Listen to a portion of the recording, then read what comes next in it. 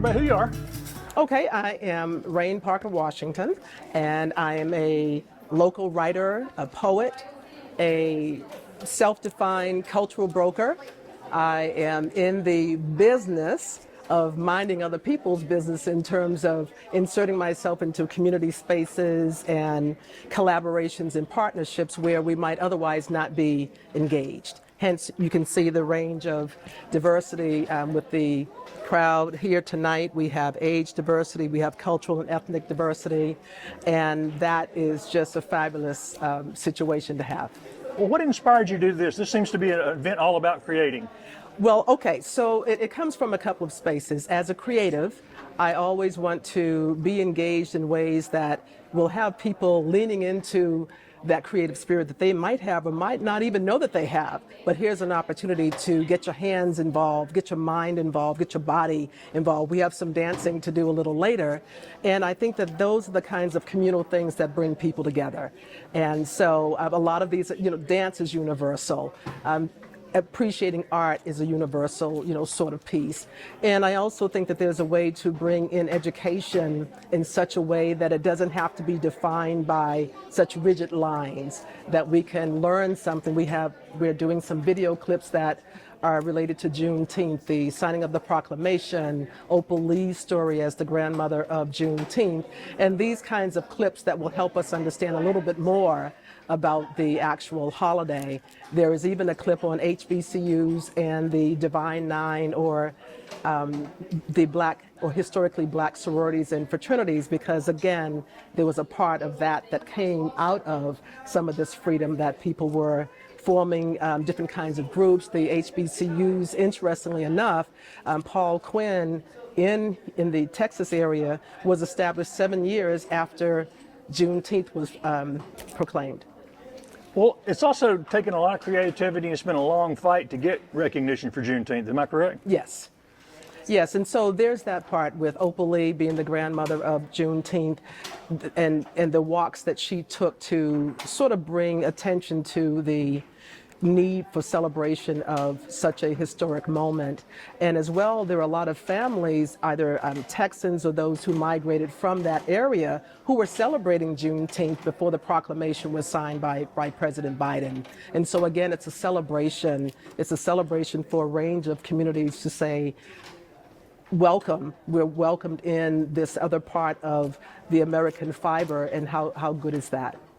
And I'm circling back around, I know, but it seems like a creative effort is a really good way to celebrate it. Absolutely. I think that one of the things that we talked about in terms of planning was that we hear so many narratives that can be counter to celebratory situations. And so our emphasis really was on the celebration, that we know that our lives, and our lives being just people in general, are not just don't have to be narrowly defined, that those lives can show that every day we're out here doing the same things as everyone else. We're enjoying family, we're going on vacations, we're visiting. And so what is this aspect of joy, which is one of our themes here? What is the aspect of joy in a celebration, and freedom in a celebration, instead of it being something that's so sorrowful or something to mourn? Is there another way to get at this? And part of that is that dance that we, a literal and figurative dance that will really unite people as they get ready to leave here this evening, as well as some strawberry soda that we're making sure that people get as one of the defined drinks of the Juneteenth celebration. Great. Thank you. Thank you.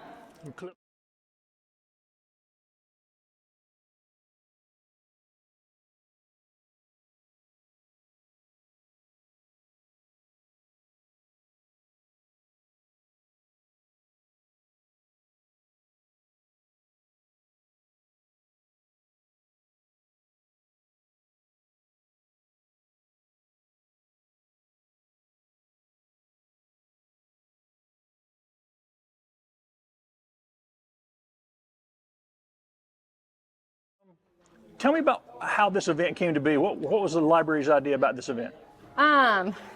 So, I mean, Juneteenth is something that I've always done book displays for, and we hadn't really done a program for it. But Dr. Washington, who is a professor I met when I was actually in grad school and I was down in the children's department, happened to be in the Makerspace one day, and we reconnected and we started talking about different ideas for programs that we could do, and Juneteenth came up, and from there we came up with this. We've got a couple different ideas for other programs that are going to be within like a similar vein to continue the conversation, that are going to be both creative and informative, and we're working on a schedule for that. And it's been one of the goals of the Makerspace to have older people, younger people, people of a very diverse group in here, and you've got that in here tonight. Yes, we do. It's very exciting. Yeah, with the Makerspace, I mean, as diverse as our offerings are, we would love for the people that are coming in to use the Makerspace to be just as diverse. Every time we have a new person coming in using the equipment, we learn something new because they have different approaches and different projects, and it's always just exciting to see new things. And it's not just for special events. Speaking of, people can come up here and remind what some of the things people can do in here. Oh man, so in the Makerspace, which I jokingly say it's a space that you can make, we've got Cricut makers that you can come in and do different Cricut projects on.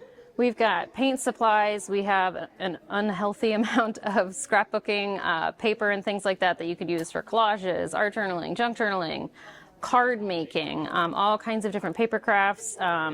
We have a monthly zine get together where we do different themes for zines.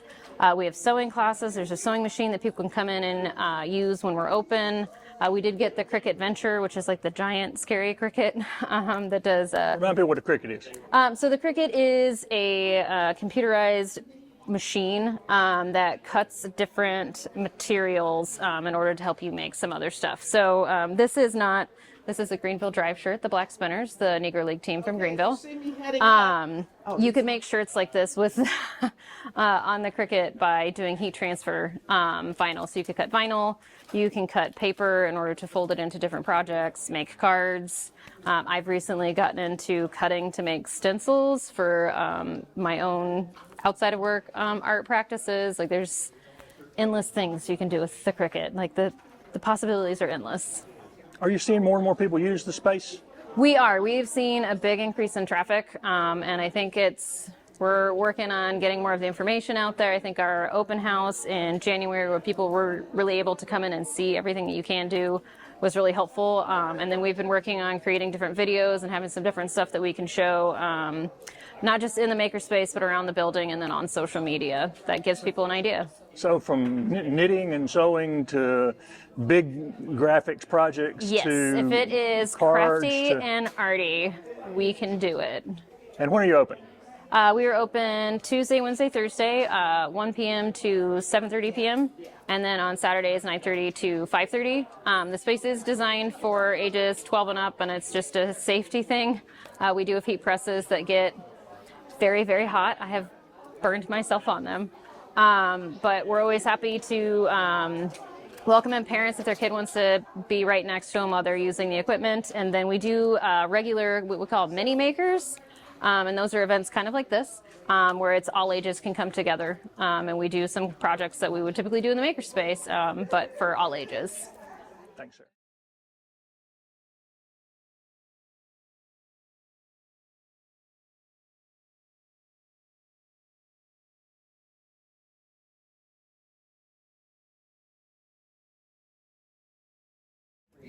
If it's not, somebody can help you. There you have it. There you have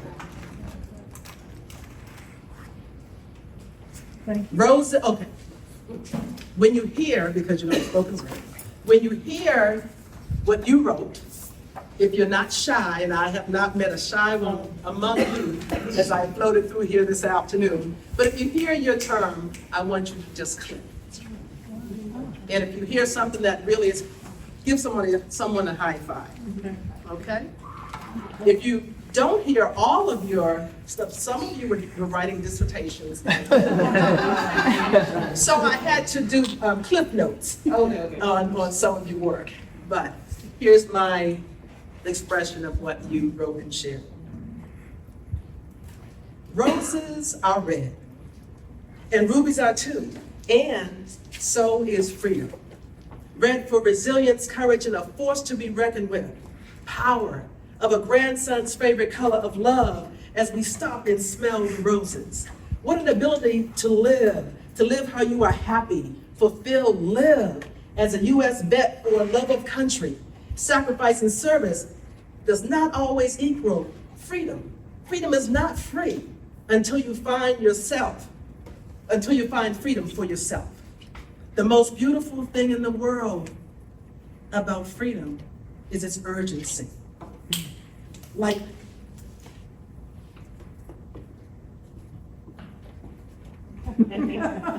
it's its urgency. And red, the urgency of, oh my goodness, I have to go somewhere and I don't know what to wear, but I'm gonna choose red every time. Or when things are a little bit off, or when you are bold and happy to the blood that is divinely free from adversity, free from fear, but not an excuse to act irresponsibly in love or unbridled anger or Brazilian dirt or my favorite person's hair. As we insert self and allow the right, and as we insert self and allowed, ALLOWED, the right to come to a Juneteenth event. We yearn for ripe berries and strawberry soda in the red, white, and blue, and liberties to dream of our, and join me, America, ooh, my America, God shed his grace on thee. He crowned thy good, oh, with brother and sisterhood, from sea to shining sea. Thank you. Oh.